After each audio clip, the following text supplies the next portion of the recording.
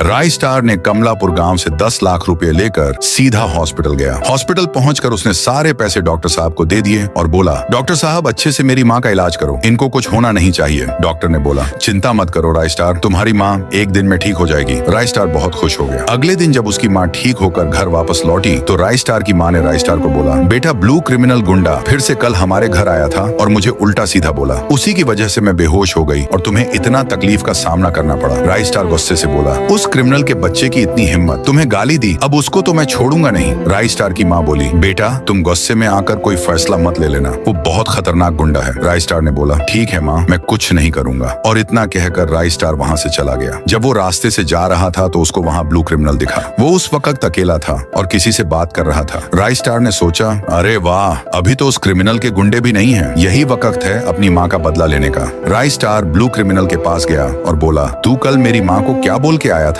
Blue criminal बोला, अरे देखो गरीब का बच्चा आ गया, तुम लोगों ने अभी तक मुझे पैसे नहीं दिए मेरे, इसलिए मैंने तुम्हारी माँ को थोड़ा समझा के आया था। ब्लू क्रिमिनल फिर से उसकी माँ को गाली देने लगा। राय स्टार बर्दाश्त नहीं कर पाया और हथौड़ा निकालकर सीधे उसके सर पे दे मारा। ब्लू क्रिमिनल वहीं गिर गया और उसकी सांसें रुक गईं। राय स्टार जोर से बोला, जो भी मेरे परिवार के बारे में उल्टा बोलेगा उसका मैं यही हाल करूंगा। आसपास लोग खड़े थे, उन सब के अंदर राय स्टार का खौफ बैठ गया। आधी रात में राय स्टार को याद आया कि कमलापुर वाले भूत के पास भी जाना है, क्योंकि इस भूत ने उसकी बहुत मदद की थी, तो उसका भी बात मानना पड़ेगा। राय स्टार कमलापुर की तरफ चल पड़ा। कमलापुर पहुंचकर उसने उस भूत से बोला, हाँ बोलो भाई, आपने मुझे यहाँ बुलाया था। वो भूतिया लड़का बोला, मुझे बहुत खुशी हुई कि तुम अपने वादे के पक्के हो। अब तुम्हें मेरा एक छोटा सा काम करना पड़ेगा। आज से 20 साल पहले मुझे व्हाइट 444 नाम के एक गुंडे ने बड़ी बेरहमी से मार डाला था और मेरी लाश को इसी गांव में दफना दिया था। मैं अब मर चुका हूँ, लेकिन मेरी आत्मा को तभी शांति मिलेगी जब व्हाइट 444 को मौत मिलेगी, और ये काम तुम्हें करना होगा। राय स्टार बोला, मैं आपके लिए कुछ भी कर सकता हूँ, क्योंकि आपने मेरी माँ की जान बचाई है। अब आप व्हाइट 444 का एड्रेस बता दो। राय स्टार अपने घर गया और गन वगैरह रेडी करने लगा। अगले सुबह वो व्हाइट 444 के अड्डे पर गया। वहाँ उसने देखा कि उसकी पूरी सेना वहाँ खड़ी है। राय स्टार ने आइडिया लगाया और अपना कपड़ा बदलकर व्हाइट के पास गया। राय स्टार ने व्हाइट को बोला, मैं क्लॉक टावर गांव का सबसे बड़ा गुंडा हूँ, मुझे एक बैंक को लूटना है। उस बैंक में 500 करोड़ रुपए हैं। अगर तुम मेरी मदद करोगे तो हम दोनों आधा आधा पैसा ले सकते हैं। व्हाइट 444 ने बोला, अच्छा ठीक है, मैं इस डील को एक्सेप्ट करता हूँ। राय स्टार ने बोला, बाकी की बातें अकेले में करते हैं। राय स्टार ने व्हाइट को अकेले में ले जाकर बोला, तुम्हारा खेल खत्म है व्हाइट 444, और उसे गोली मार दी। व्हाइट 444 वहीं गिर पड़ा और आसमान से आवाज आई, तुम्हारा बहुत बहुत धन्यवाद राय स्टार, आखिरकार मेरी आत्मा को शांति मिल गई। अब मैं हमेशा के लिए जा रहा हूँ, और हाँ, तुम कमलापुर का पूरा खजाना ले लेना। राय स्टार खुशी खुशी रहने लगा। पार्ट 1 मैंने अपलोड कर दिया है, पहले पार्ट 1 देख लो, तभी कहानी समझ में आएगा।